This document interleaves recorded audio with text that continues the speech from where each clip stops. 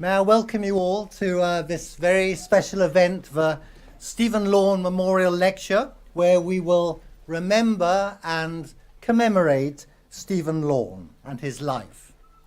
My name, for those of you who don't know me, is Tony Harries. I work for the International Union Against Tuberculosis and Lung Disease in Paris, and I also have an honorary position here at the school. I'm delighted to see you all here, and especially welcome Jeremy, Stephen's brother, Joy, his wife, Timothy and Joanna, his children, and Joy's mum, and other family members. So Stephen was a great family man, and one of the great doctors and outstanding medical scientists of his time. He died all too early, at the age of 50, on the 23rd of September 2016, from an aggressive cerebral glioblastoma multiforme that he battled with for 2 years. At the time of his death, he was Professor of Infectious Diseases and Tropical Medicine here at the school, and he was also Honorary Associate Professor of Infectious Diseases and HIV Medicine at the University of Cape Town in South Africa. I'm afraid time does not permit me to go through the many highlights of his life, but suffice to say, he was a great man, a man passionate about reducing the enormous burden of TB and HIV in sub-Saharan Africa, a man who undertook exemplary and meticulous scientific research on that continent to make it easier to diagnose and treat that malign condition, a man with great humanity and a great Christian faith, and finally, a man who made strong, loyal friends and who maintained a wonderful sense of humor right up to the end of his life. The Stephen Lawn Memorial Fund, the memorial lecture which we're having today, and the annual prize were set up in 2016 through a global partnership between the TB Centre in London, the Desmond Tutu HIV Centre in Cape Town, and the Union in Paris. And the details of how to donate and text message donate to the fund are shown here on this slide. The fund currently has over £36,000 within it, and I'd like to pay particular thanks, I think you also will, Joy, to Paul Mee, who ran the London Marathon last year and raised a considerable sum of money for that fund. Paul, if you're here, I hope you'll do it again this year. Let me say something about the Stephen Lawn TB-HIV Research Leadership Prize. This was set up for innovative research on TB and HIV in sub-Saharan Africa and acknowledges young researchers under 40 years of age who have conducted promising work focused on reducing the disease burden of TB and HIV in Africa. I should say that nominations are open at the moment for the 2018 prize, with the closing date on the 30th of March, in 8 days' time. So please, if you have someone in mind, get on and nominate that person for this prize. The first winner of this prize, which was presented last year at the 48th Union World Conference in Lung Health in Guadalajara, Mexico, was Dr. Leo Martinez. Leo is currently a postdoc epidemiology research fellow at the Stanford University School of Medicine in the States, and already has over 25 published papers to his name. The work that won him the Stephen Lawn Prize last year was undertaken in Uganda and South Africa. And I'd like to invite you, Leo, now to come and say a few words about that work and what the prize means to you.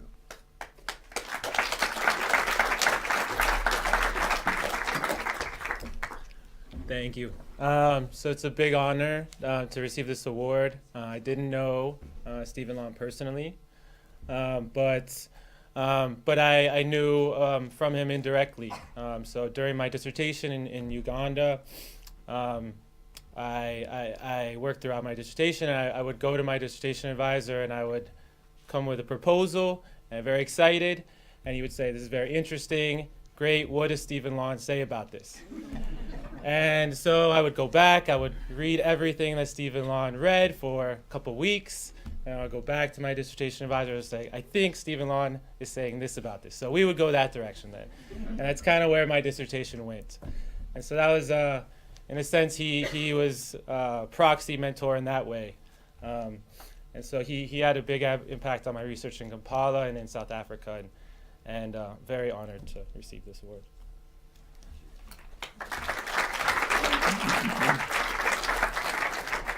Thank you very much, Leo. I'm surprised that you could get through his work in just 2 weeks, Leo. It would normally take about 2 months, so you're a fast reader.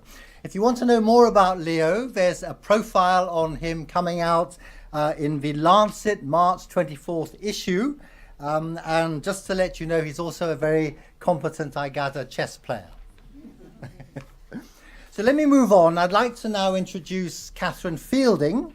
Catherine is the director of the TB Centre at the London School and Professor of Medical Statistics here as well. She was a co-investigator in Stephen's STAMP trial, which you're going to hear about. And when it became clear that Stephen could not manage adequately as chief investigator, she was nominated and agreed to become co-chief investigator with Stephen. And then she took over as chief investigator when Stephen died. We were then, and we are still, immensely grateful and appreciative of her taking on this demanding role. I'd like her now to come and say a few words about STAMP and then proceed and introduce our speaker for tonight, who is Liz Corbett. Catherine.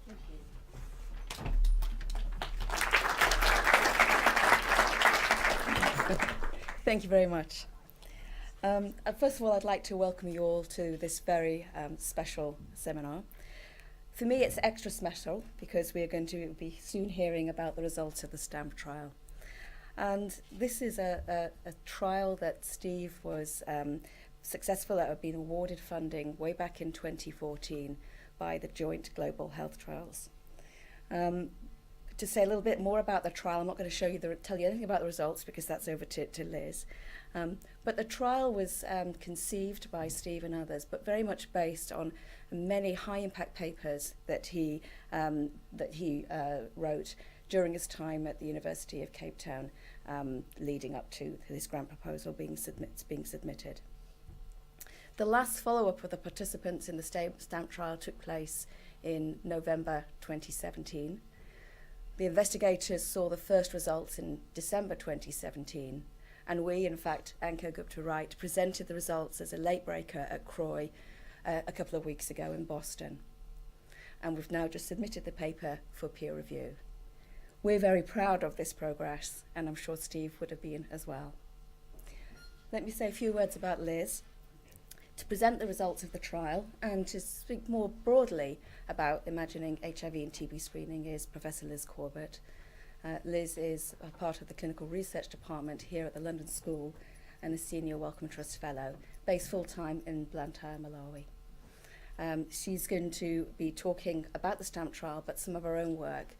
And the other work that she's very much leading is being Director of Research of the STAR Consortium. This is a unit aid funded, very large grant looking at HIV self-testing in Africa. And it's one of the largest evaluations of HIV self-testing worldwide. So, hope you join me today in welcoming Liz back to London and to hear about the STAMP trial and the HIV self-testing project. Thank you.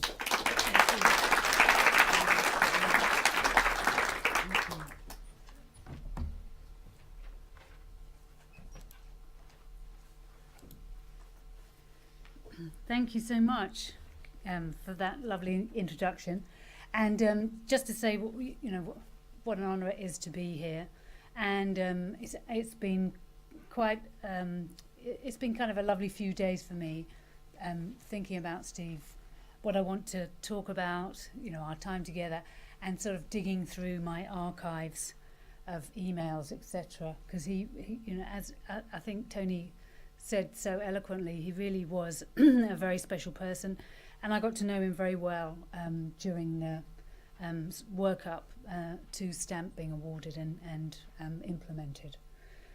So it's actually been very nice, and I spoke in Cape Town with Steve's colleagues, a similar talk just a few days ago. So I'll talk a little bit about TB and HIV. In fact, not much about TB and HIV. I meant to put some slides in and didn't, but who was Steve to me? So I'll tell you now, it's big. It's really important. It's the biggest cause of death globally. So 1.8 million deaths estimated last year, and 400,000 of those were HIV-related deaths. And if you look from the other perspective, about 1/3 of all people who die from HIV die with TB, and most of that is undiagnosed.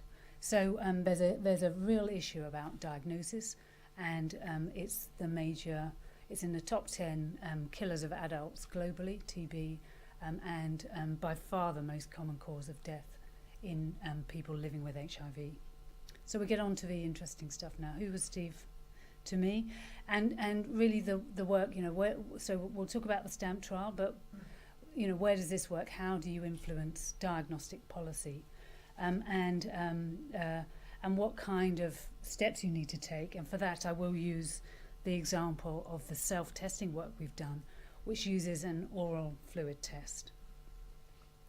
I'm based in Malawi, by the way, and this is my Malawi and London School logo showing here. So Steve was my colleague in the Wellcome Bloomsbury Centre in London School. Steve joined in 2004. I've been there off and on, well, all but 1 year, since 1996. The unit was established in 95, and the Wellcome Trust, as I'm sure you know, is uniquely supportive of clinical research in low and middle income countries. And at the time, the special feature was that it will fund you to live and work in a low and middle income country with a defined career path for the UK researchers and capacity building opportunities for the low and middle income nationals. And now it's moving over to, it was called clinical tropical medicine. And both Steve and I have a bit of a soft spot for tropical, showing our advanced age. Is now the global health research, and it supports Wellcome centres, including where the unit that Steve was based in Cape Town, and the major overseas programs, including where I'm based in MLW. So it's been very much a feature of my life since '96. One of the lovely things about it is that we have every 2 years meetings, which are smallish meetings where you bring the researchers, collaborators together, and they're really great, and you really get to know one another. So this was 2009 when I just moved to Malawi. It was literally 2 days after I moved, so I left my family unpacking and went off to Goa. There's Steve, and there's Vikram Patel, who was hosting the meeting that time. So a great way to get to know each other and to get to know each other's work. And then, as well as that, we had parallel careers in HIV and TB research, which again brought us together once or twice a year at research meetings. We had, although it may sound small, we actually had very complementary interests and skills. I was much more population-based epidemiology, and moved early into intervention trials.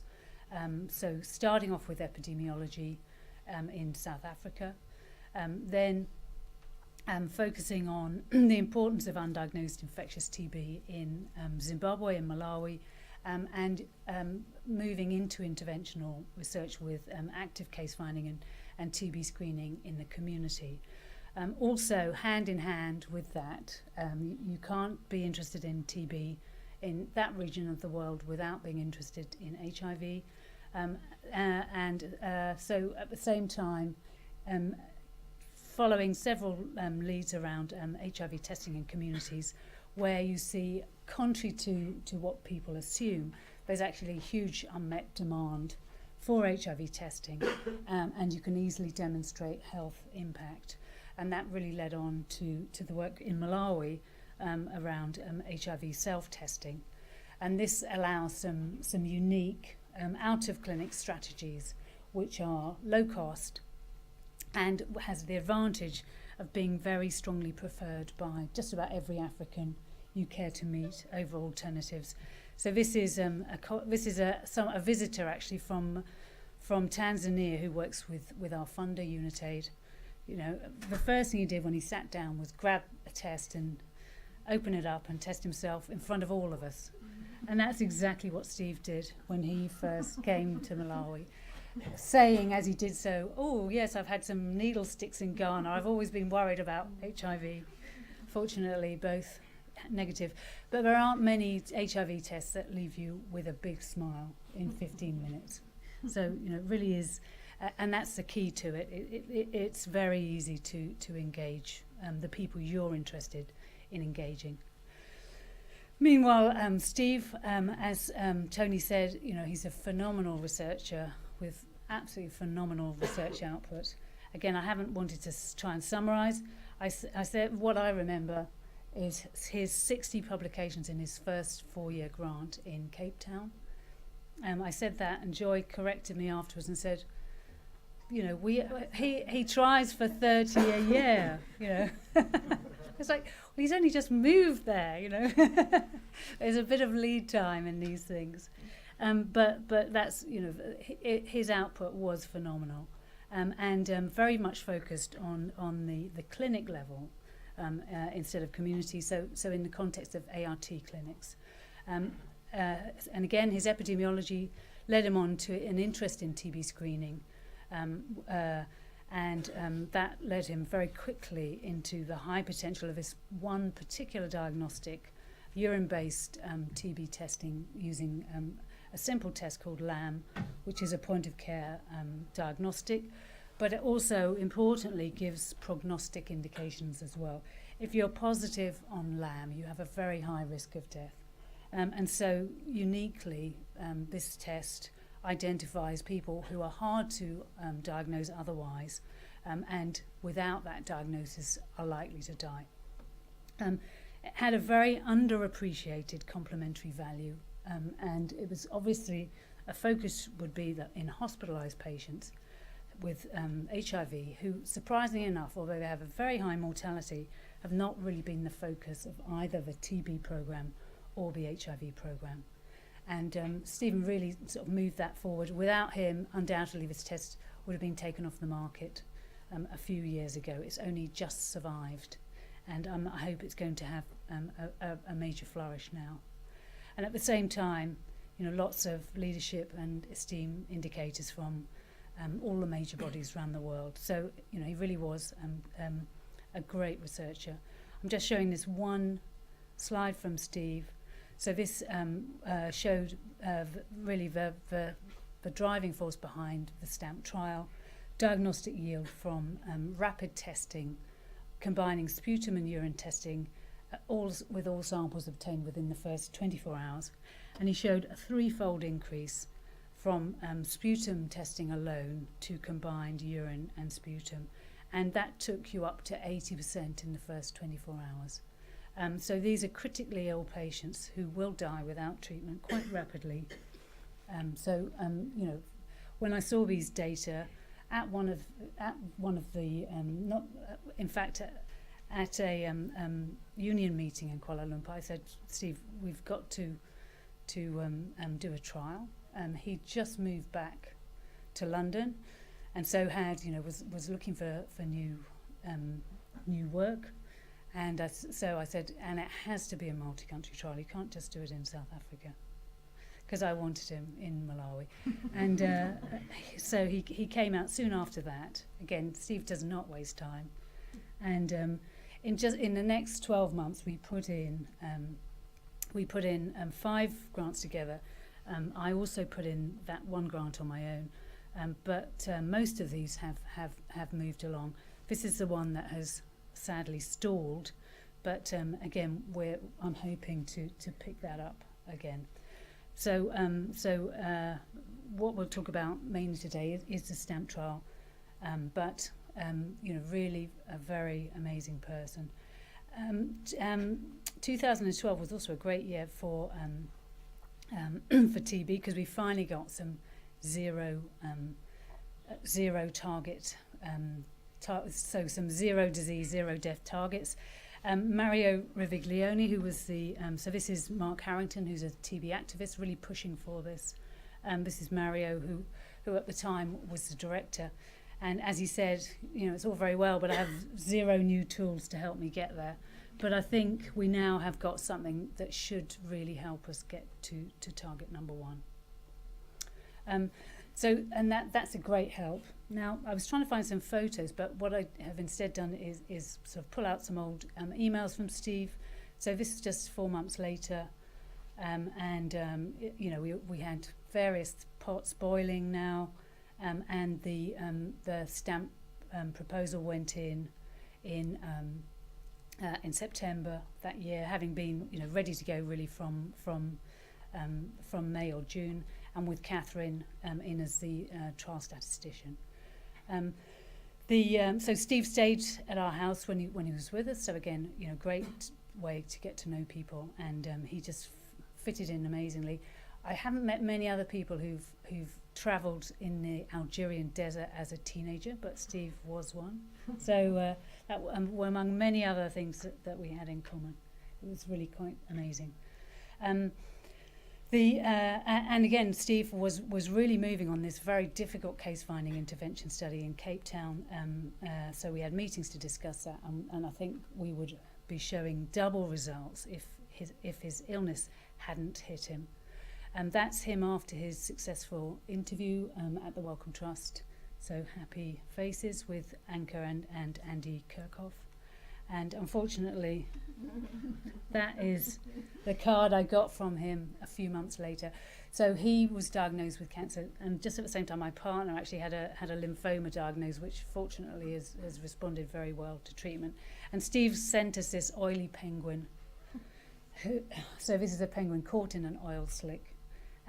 But determinedly still walking, and he said it was one of the images that really cheered him up, and again it made my partner laugh too. And it wasn't long before we were up and running again, with Anka taking over the role of trial coordinator, and starting to get down to work. So he didn't stay down for long, and that's a photograph from our investigators meeting in Johannesburg in November, again thinking of Steve, and getting the results together. Sorry, December, did I say? Okay, so a lot happened in that short time, and I very much miss Steve. I will pause on this while we get a film showing, because I don't want to take much credit for Stamp. Apart from sort of moving Steve along, I didn't have to do an awful lot, with Anka and Catherine doing very much more than I did. So let me try and get this one, yeah.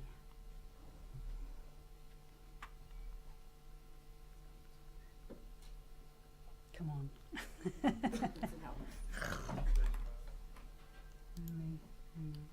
That's probably not a wise thing to do, is it? Oh. Okay. Yeah, it's always a hard decision. Do you embed them in your file and crash the whole thing, or do you keep it separately and have to toggle about? Okay, lovely, thank you. Is this okay? Yeah. Okay, and so the film was made by... Ultimately, the STAMP trial is trying to reduce unnecessary deaths from TB among HIV-positive patients. About a third of HIV-positive patients die because of TB, and in half of these, they have not been diagnosed by the time they die.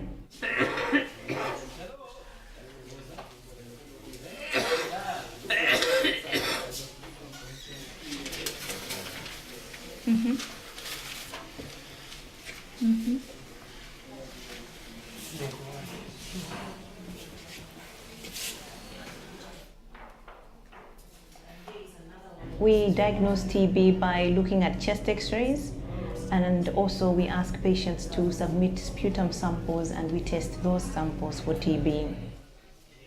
That system relies on the patient having a strong immune system that is fighting the tuberculosis for us to have these telltale signs that we can use to make a diagnosis. Now, in HIV patients, their immune system is weakened and will not adequately fight the tuberculosis enough to produce the signs that we're looking for when we want to make a diagnosis of TB. And also signs like cough, fever, and weight loss, they're too vague in HIV positive patients for them to support a diagnosis of TB.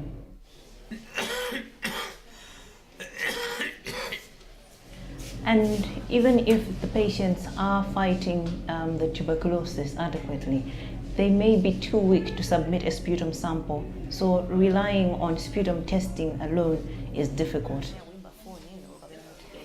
Starting patients on TB treatment without a definitive diagnosis is a problem because the actual illness that they have may go undetected and untreated. TB treatment takes a long time to complete, about 6 months, and it is also toxic. Patients may unnecessarily be exposed to these medications. With HIV positive patients who are on drugs for their HIV, TB drugs can limit their effectiveness. This will complicate our treatment of HIV.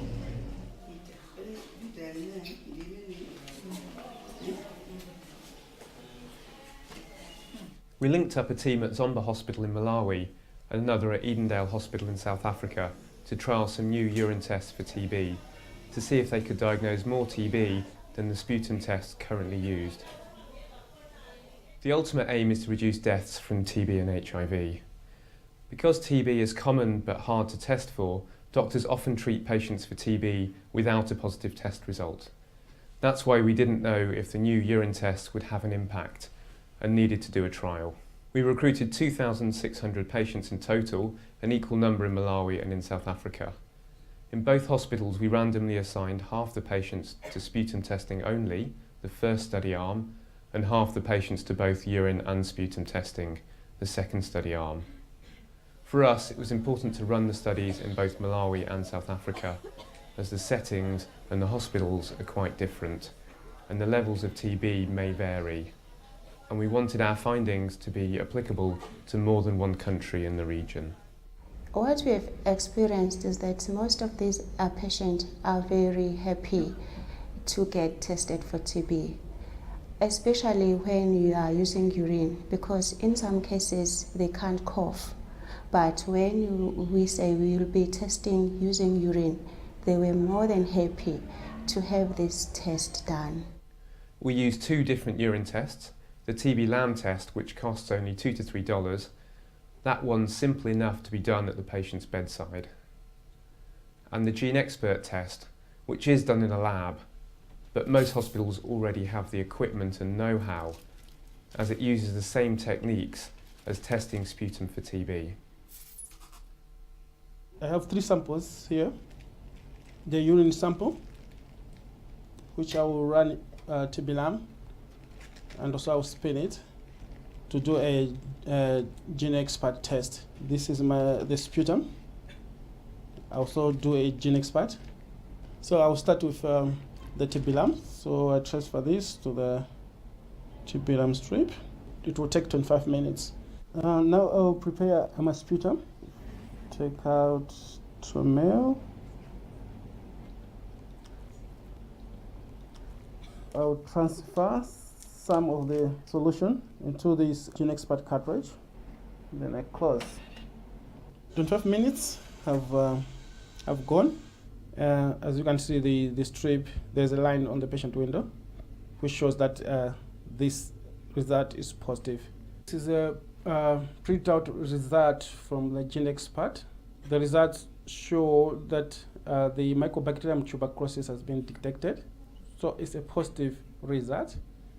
So this has to be communicated to the clinicians so that they can start the patient on the treatment immediately.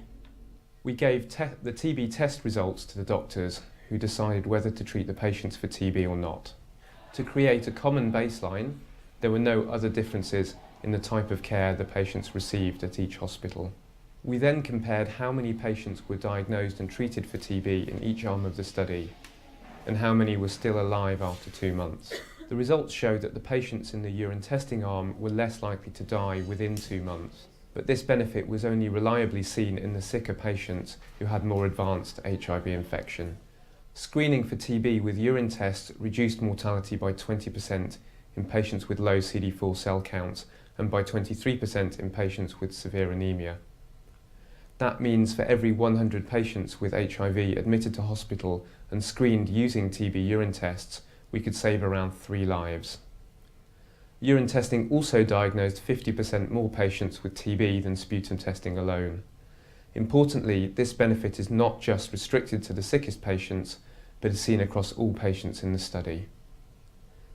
That means screening 100 patients with urine tests will diagnose approximately 7 extra TB cases. We also compared the extra costs of urine screening to the benefits of saving lives and treating more TB. And we found the benefits outweighed the costs. We're very excited by our results. It is one of the first trials to reduce deaths in patients admitted to hospital who have HIV and TB, a co-infection that killed around 400,000 people worldwide in 2016.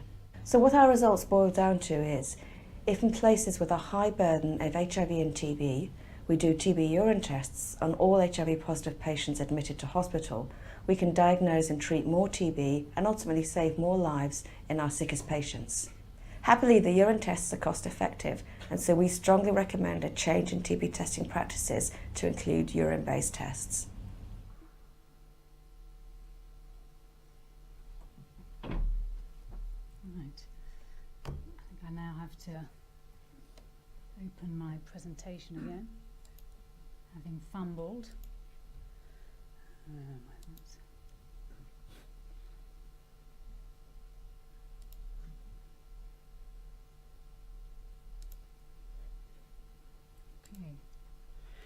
Okay, good. So, I'll just run over. I think that's a great film actually, and I think it really does make the point and get the important aspects over. So, congratulations to Anchor and also his filmmaker in. Remind me of the name. His filmmaker in Lucy Ashton. That's it. In Malawi. I think it's a really good job. And I'll just reiterate a few of those results, and for those of you who like to see the statistics in a bit more detail. So 1,300 patients randomised to each group, and the primary outcomes were mortality at 56 days, and the secondary outcome, TB diagnosis, and from these 2 different hospitals. And on the baseline characteristics, so this is admitted patients with no selection other than being HIV positive and being admitted to the medical ward. So first of all, there's a recommended symptom screen, a 4-symptom screen, which defines you as a quote TB suspect. What these data show is there's not much point using this in hospitals because it's pretty much 100%. So you'd actually be better off skipping those 4 questions and just treating everyone as if they're positive. Then the other point, which we can actually thank Tony Harris for to a very great extent, is how much ART there is. So there's been a huge scale up of ART, with 85% of patients taking ART, and with Malawi outperforming South Africa quite substantially in that respect, despite being a much poorer setting. And again, that really was Tony's great gift to Africa and to Malawi. The CD4 counts, so for those of you who are used to this, CD4 counts used to be well under 100 in admitted patients, but with this increase in ART coverage, they're now pretty respectable 220, 230 range. The other important subgroups that we were interested in and that predefined was severe anemia, which is strongly linked to TB, and that was, I think, the main thing is how common that was. So over 20% of patients in both settings with severe anemia, and also how many patients came in with a diagnosis of possible TB. So a lot less than symptom screen positive, and this group, as I'll show you, is interesting because we have a sort of cousin study, shall we say, that Steve was also involved in, that uses this group alone. And for that, there was also a big difference between the two sites, between Zomba and Edendale. So these are our primary outcome data, so just not significant there for the overall group, with a 2.8% reduction in mortality. But nonetheless, everything is pointing in the right direction, favouring intervention. And these three predefined subgroups, which collectively make up about 60% of all patients admitted to the wards, each with a significant reduction in mortality. And these are absolute percentages, so that's 7% fewer deaths, 9% fewer deaths, 5.7% fewer deaths. So very substantial benefits from the urine screening arm. This to me was a real surprise, and I think is one of the most interesting outputs. I was expecting a lot more of an effect at this very early time period, but instead what we see is that these lines are continuing to diverge. So this is survival percentage, probability of death. So the lines are continuing to diverge at 56 days, and you don't really see much of an effect before 21 days, whereas median admission was only 6 days. So this suggests that the main effect of the intervention is to reduce the risk of being discharged with undiagnosed TB. And that does fit with what we know about the difficulties of diagnosing TB in Africa. And to me that also says, well, we may be seeing a big difference here, but that's just not showing at this early time point. So these are the least sick patients with the high CD4 counts. Probably the same issue there, but just not translating rapidly into deaths in the same way. So for the secondary outcome, TB diagnosis, so here we're assuming the more is better, and again favours intervention really all the way down, with that significant, and notably, as Anka said in the film, all of the subgroups that don't have the mortality benefit now do have a TB diagnosis benefit. So that's going to be a big difference for people going home with TB or not. In terms of which tests work best, well, so first of all, we only had just 57% were able to produce a sputum at all, and that was worse in Malawi than in South Africa, as we anticipated. And LAM had by far the biggest yield, 158 positives, and with 87 positives that weren't picked up on the other tests. So what this shows is that the more expensive test, Expert, has given us some nice confirmation that this is definitely MTB that we're picking up, but the incremental yield is not huge, and that's actually very good for us in terms of the intervention, because it suggests that just going with the low-cost LAM will give you almost the whole bang for your buck. I'm comparing here those two trials. So we had the diagnostic trial, which, as I said, Steve was involved in discussions around it. It was run by Kit and Dida and Johnny Peters from Cape Town. And here it's using LAM as a diagnostic, so in patients with HIV, but patients where there is this clinical suspicion of TB at the time of admission. So a diagnostic test, not a screening test. And that's actually quite different in terms of policy. First of all, just to show how different those CD4 counts are. A much sicker group being investigated in the Peters trial. The higher mortality, here a significant benefit. And if we look at that same group, so this is the clinically suspected TB only, you'll see really remarkably similar results for those two trials. Suggesting very similar, a very consistent response in this particular subgroup. And again, increase in numbers diagnosed with TB. Because this group is suspected of TB on the way in anyway, a high proportion of them were treated for TB in any case. And in fact, the relative difference, again, was much bigger in STAMP. That's because you're picking up that group where TB was not suspected at all. Okay, so conclusions from the STAMP trial. So I think the results, very clearly support routine urine-based TB screening in all HIV positive admissions in high TB settings. And that should be irrespective of symptoms, irrespective of CD4 count, and irrespective of the cause of admission.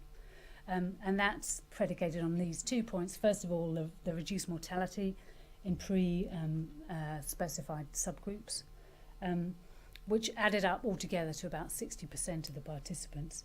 So again, you're actually better off sort of removing any fancy screenings and just administering a diagnostic test at the time of admission, and with the type of test that we know you can get down to about $1 for a test without too much difficulty if you have sufficient volumes of purchase. So I think really that's what we're looking at. And then with the other major benefit then being the increase in TB diagnosis. So that's not restricted to the subgroups with the mortality benefit. It's got individual as well as infection control benefits. Public health as well as infection control benefits, as well as the individual benefit of not being discharged home with smouldering TB. And I think we all saw in the Malawi film, anyone who sort of knows about these things would have been shocked by that demonstration of poor infection control. But that really is par for the course. Everyone who's worked in that part of the world would know just that's what happens. So I think there's going to be some very major benefits from that. And with LAM really being the test that drove those benefits. I won't talk about the cost effectiveness. Any intervention in HIV positives, you have a slight limitation in that for every year you prolong life. At the moment, until we have a cure, that means that's another year of antiretroviral treatment that person needs. So that does dominate, if you like, the cost effectiveness considerations. But the effect of the actual diagnostic is really minor. Just for limitations, as always with TB, disseminated TB especially, we can't exclude false positive results as there's no gold standard for the diagnosis, but the test itself has been evaluated very thoroughly by Steve and others, and showing high accuracy, high specificity. And I think with that mortality effect, that big mortality effect in 2 different trials, it's hard to argue that there's much worry about false positive results compared to the obvious benefits of avoiding deaths and increasing TB diagnosis. And then the only second point is if we scale up TB preventive therapy with drugs, this has been on the burner for about 2 decades and we still haven't quite got there. So, but that I think will change things, and if that did happen, we would have to reevaluate the benefits of the test in that context. So that is the acknowledgements for the STAMP trial. I won't dwell on those, as I think the film has given them very well. But just to mention, Trial Steering Committee, our chair was Tony Harris, spelt wrong. And we have Andy Ramsey and Frank Koblenz as well. And thanks to our Data Safety and Monitoring Board, Andrew Nunn, Tom Harrison and Anton Pozniak. For the rest of my time, what I'm going to talk about is really what are the next steps. You have like a wonderful test. What do you do with it next? And there is a mechanism for global scale-up, and particularly where you have these global targets that have been endorsed by multiple countries and by individual countries in Africa as being targets that they will pursue. So people have said, yes, we've got political commitment and we will provide funding to support these mortality targets, which are extremely ambitious. So 95% fewer deaths by 2035. And what that translates into is a 35% reduction by 2020, a 77% reduction by 2025. So those are really steep targets. You need to think about the evidence to support scale up. So again, how are you going to scale these tests up? In the way that I've discussed would be an obvious way to go. You have to look at the regulatory and the policy framework. So, is this a diagnostic that you can bring into a country? How, what's going to stop a fake test that doesn't work at all, suddenly flooding the market? So there are a bunch of issues around that. And where does it fit in the country's diagnostic algorithm? So it's actually quite a lot of work to move that all along. And then in terms of the pricing, you tend to find that countries won't move and commit to buy until the price is down. Manufacturers won't move to bring the price down until countries have committed to buy. So you get into a bit of a catch-22 there. And what I'll talk about is this our experience with scale-up of the self-testing kit, which I think very much follows and illustrates these. And I think really the issue around how dynamic the HIV program is compared to the TB program is if you like, the big issue on my mind at the moment. So when Steve came to visit us first, we were just producing these results.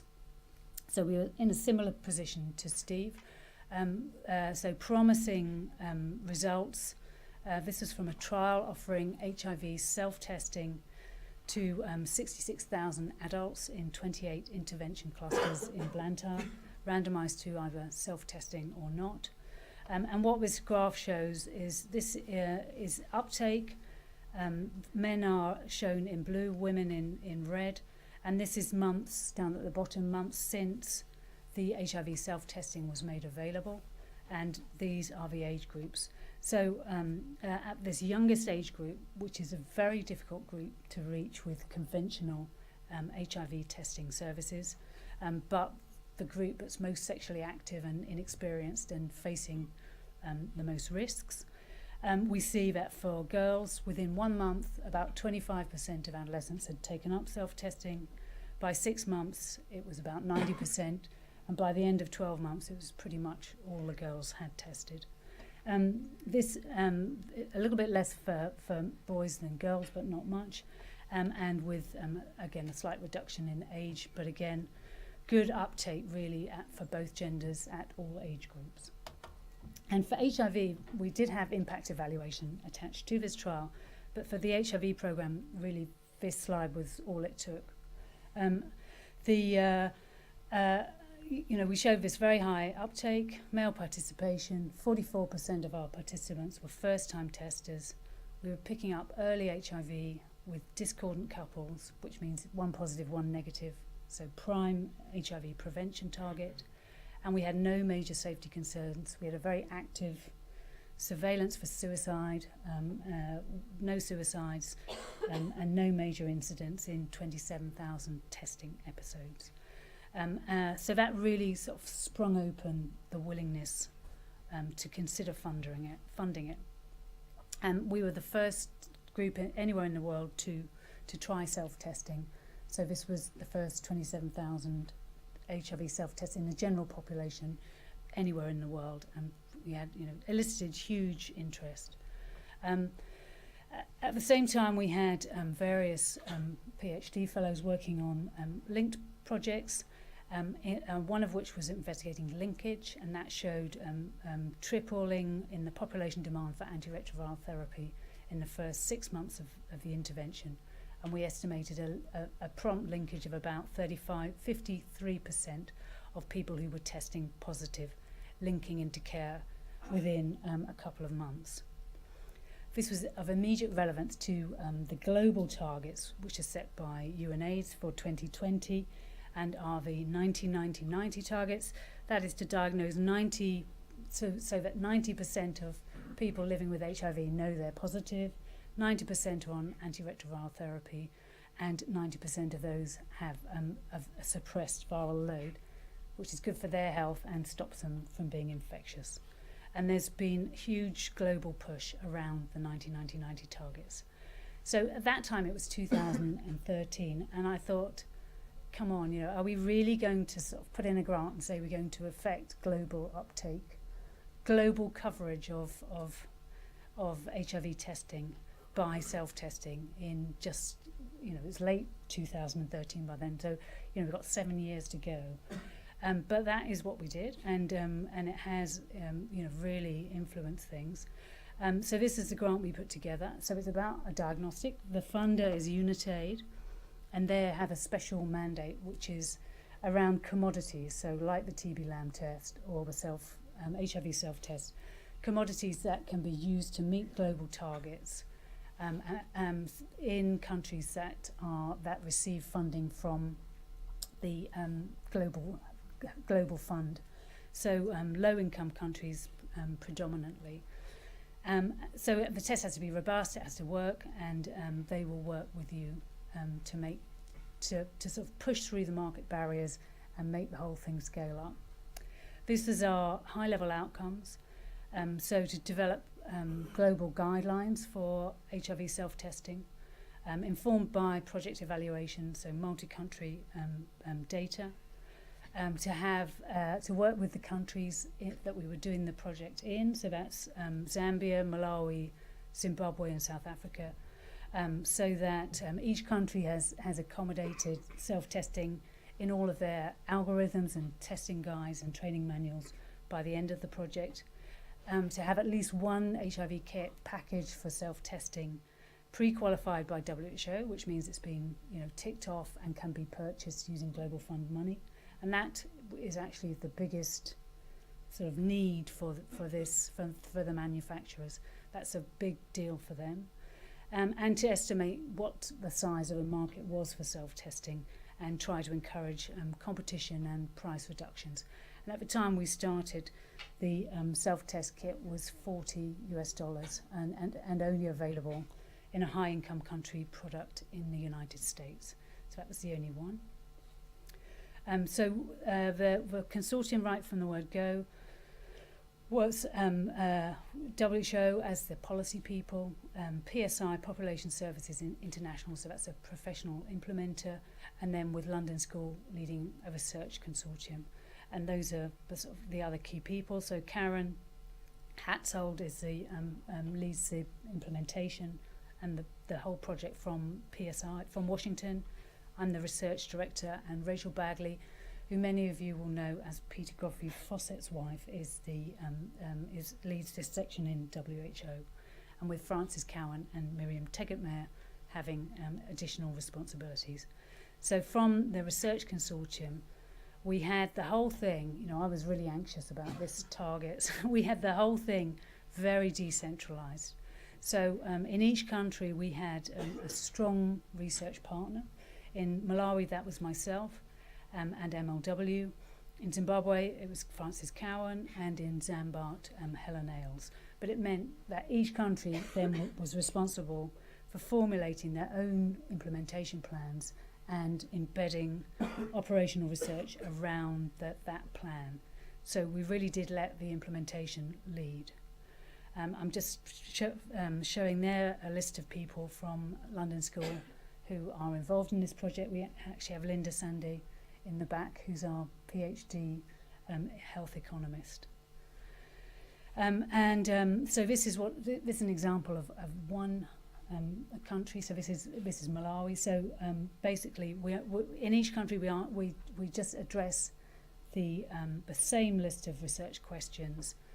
So we're producing what you would call harmonised research rather than strictly multi-country research. And these are our targets. So PSI told us what they thought they could do, and we've formulated questions around that. We've had a really successful 2 years, and we've now got another 2 years where we'll be focusing on linkage to prevention and low-cost models. So I'm actually very excited about that. We've defined a $5 target cost. So the whole thing, including buying the kit from Thailand at $2, which it now costs, we want to be able to deliver each test in the, way down in the middle of nowhere in Malawi for $5 or less, and that's the cost that the program delivers routine clinic-based tests for. So that I'm really excited by that, and we've got 2 years to do that. Just showing then, as I said, I thought it was crazy to have these targets, but in 14 months we delivered 643,000 tests. So the delay really was getting the funding from Unitaid, getting them to agree to fund us. And we used mainly, in the first instance, we used the same model that we developed in Malawi, because that was the only model available. So that kind of dominates the first period, but with increasing evaluation around additional models of distribution.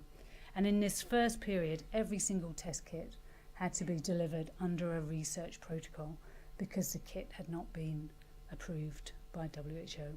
So thank you very much to London School for supporting that incredible effort and making sure we didn't trip up over the sponsorship or the ethics. And in each country we had good reach to men. It's very popular with men, young people and first-time testers. So everyone was very happy with that. And we've got altogether 7 cluster randomised trials fitted into this work package. And this shows the results from the first one, which was presented at CROI, so the same meeting that Anko presented at. And so here, this is investigating demand for ART, comparing clinics that clinics that have HIV self-testing in the catchment area with those that do not have self-testing in the catchment area. And you can see that there's an obvious peak in demand, but statistically significant. So that was presented, those are data from Zimbabwe, presented by Euphemia Sabanda. So it's been a really fun project. And by the way, we've got a doubling time on those numbers of about 6 months, so we're already at about 1.5 million now. We had our guidelines out, so that the project had funding for WHO to hold the guideline meetings, which is, again, usually what holds things up. So self-testing recommended from December 2016. And then then we had a country money for country workshop. So 14 countries from Africa came together and proposed 4 million tests in 2018. So those test kits are on order. So a 4 million order from 27,000 tests delivered in 2012 to 2014. And we had our price reduction really based on the economic data, which has been led wonderfully from Fern Terrace Pressholt here in London.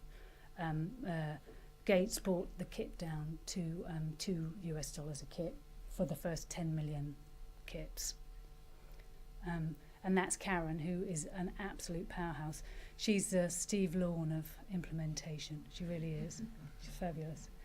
And then, this is my final slide. I just want to sort of think of, you're allowed to boo, by the way. But we hear so much about, men behaving badly, really badly in the last few years, and about fake news.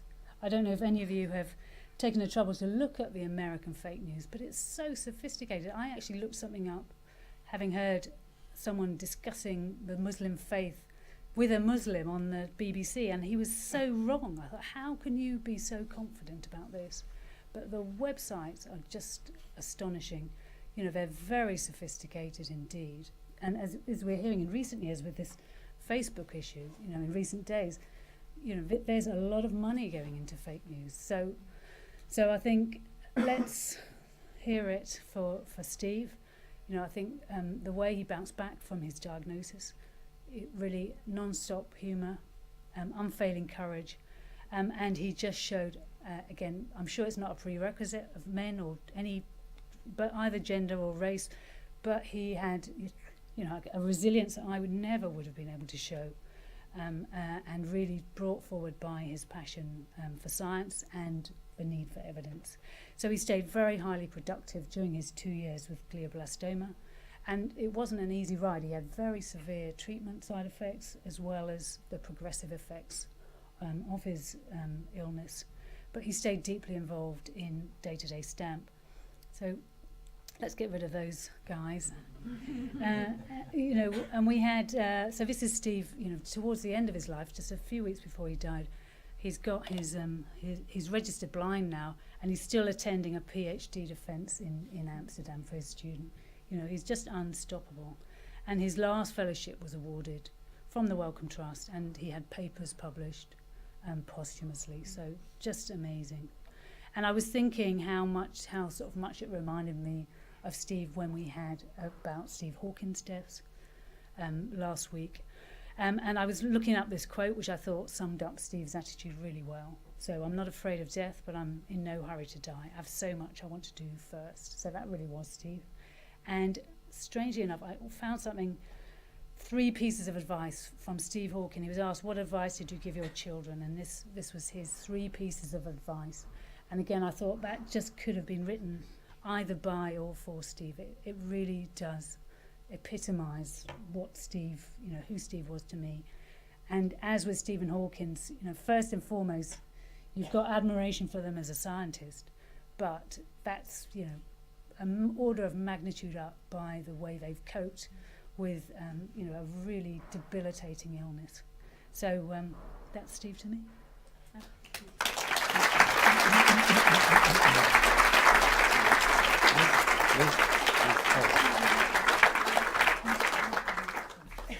Liz, thank you for that wonderful and inspiring lecture. That was just great. We've got about 5 minutes, so we've got time for 1 or 2 quick questions. If anyone would like to throw a question at Liz. Liz, can I quickly ask you? Yeah. So do you think, I was amazed at how quickly you've been able to move oral HIV testing. Do you think you could imagine the same with urine lamb? Yes, again, I think urine lamb, we're going to try. So, you know, we had a conversation with Unitaid, who are the big funder, yesterday, and I'm having a conversation with Malawi tomorrow. And I think if one country will champion this screening concept, I think it will, you know, be so clearly superior to anything else. You know, quite likely cost saving in many contexts.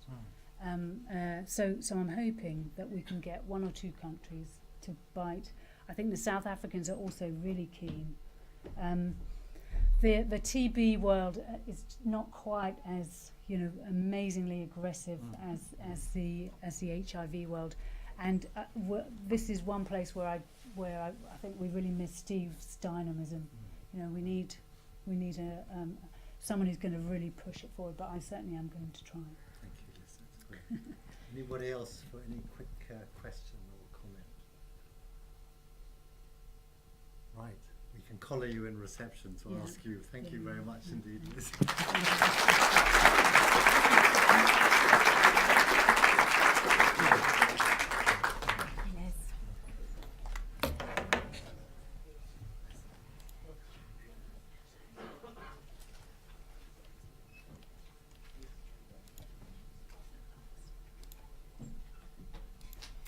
So my name is Joy.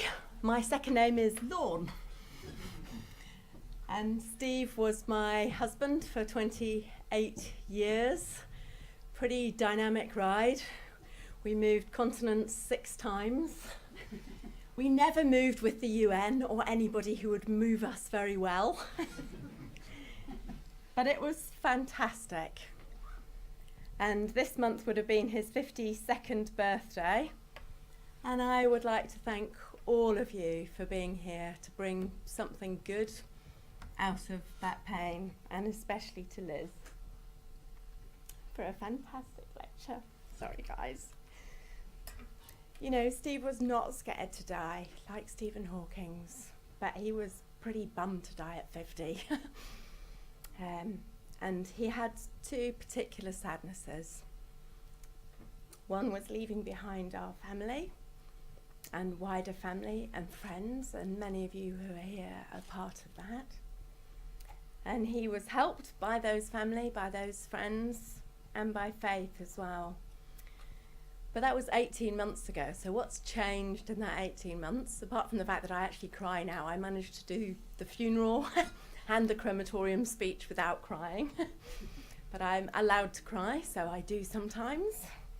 So what's changed? Well, some good things and some hard things for all of us in our family. So one hard thing, if you look at this picture, you can't detect that Lydia here is actually a surrogate daughter to us. She looks like she's part of the common gene pool.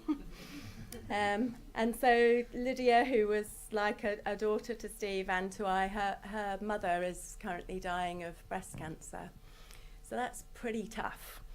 It's a real pain to lose one parent on one side, and it's pretty awful to lose 2 parents. So that's hard.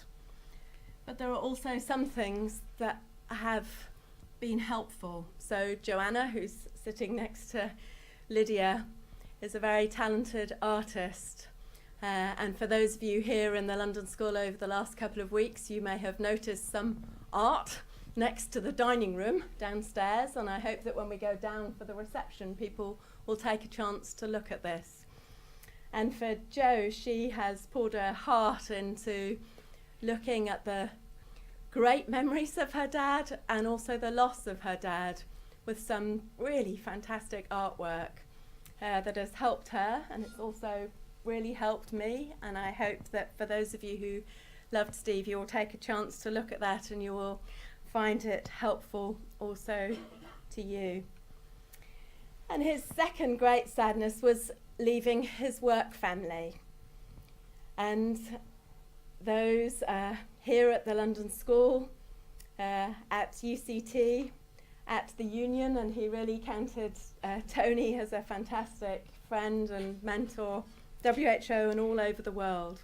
But when he did his inaugural lecture here, and for those of you who were at this, I see David Maybe here, who was a hero on that day. One of the things that he didn't quite get through all of his talk, but he left us with this very important point. There is no I in research. Research has a we in it. It is research. So whatever you do, whether you're in academia or any other type of research, the things that last after you are not the I things, they're the we things. And that's such an important principle. So what else has changed in that 18 months since Steve died? Well, a really beautiful thing is the stamp trial. So, you know, this came into being as he got his diagnosis during the time that he was ill. And he was still going off, trying to set it up, desperate to see it succeed.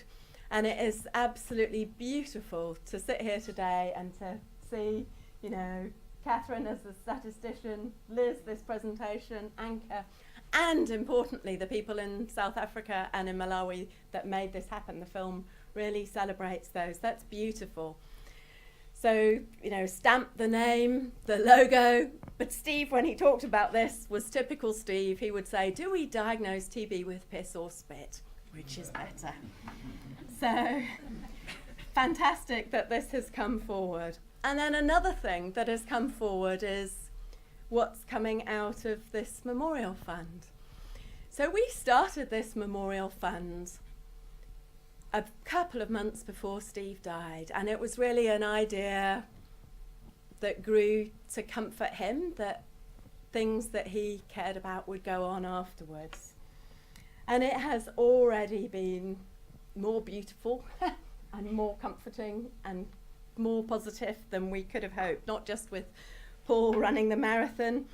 Peter Piot's still promising to double this. I would like to point out it's not yet doubled. So for everybody, if you would like to rush to add more, he has promised, and it has been publicly recorded, and it will be doubled. So still opportunity to add more. But the idea for this fund was to take the two things that Steve loved most about work, and contrary to popular belief, it wasn't just publishing papers. The two things that he loved most were to do a jolly good communication of something where people would laugh, cry, and do something differently afterwards about science.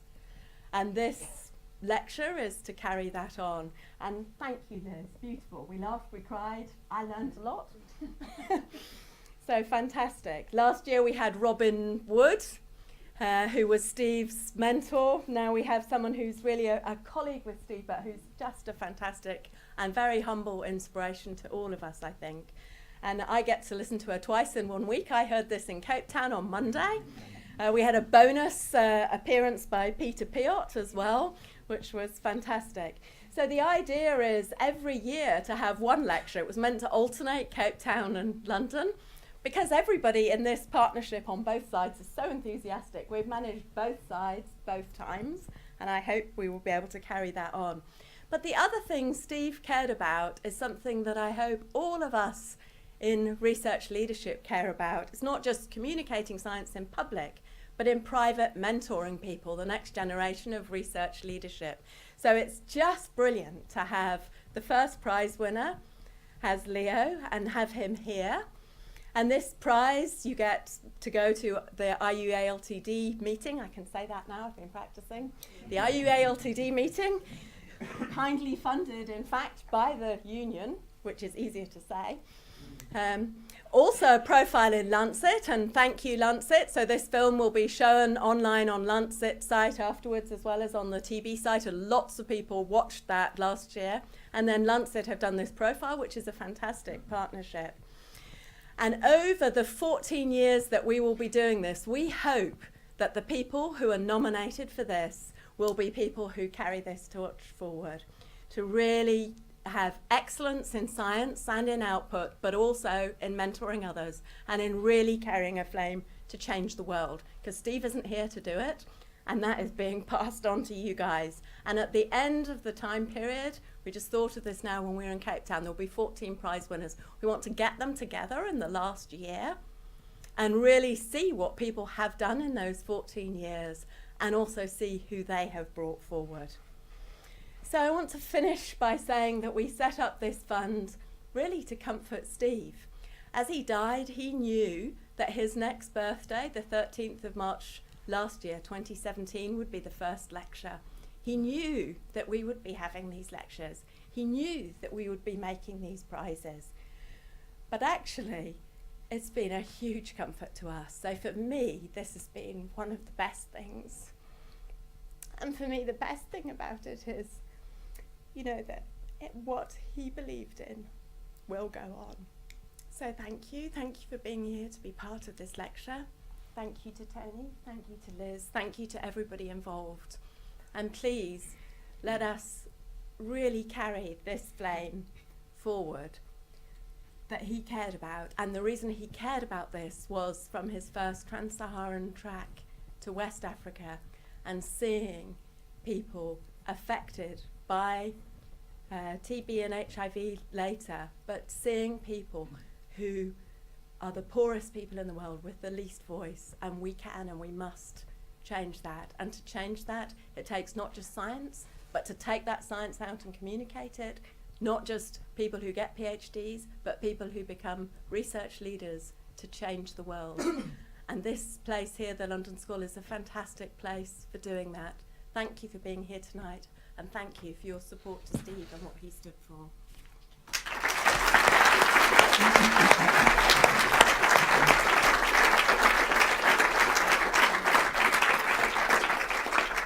Right, thank you very much, Joy. And so let me close in the next 1 or 2 minutes. Thank you very much, everybody, for coming tonight.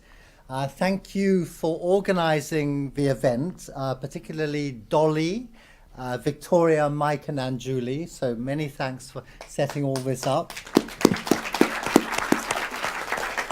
Leo, thank you for coming all the way from the States. It's been wonderful having you here. Catherine, Anchor, and the whole STAMP team, well done, and thank you for completing a very important and an excellent study. And Liz, thank you for coming all the way from Malawi to deliver really a wonderful and inspiring lecture. And of course, thank you to Joy, to Timothy, Joanna, Stephen, and Joy's family for being here.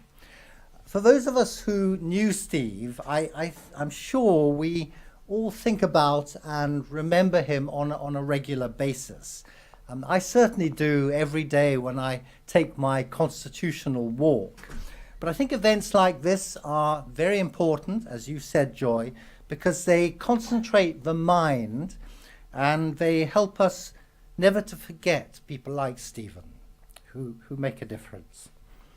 So the meeting's now closed. There's a reception downstairs, and I think we have the opportunity downstairs to also see Joanna's art. So thank you very much, and we'll see you for drinks shortly.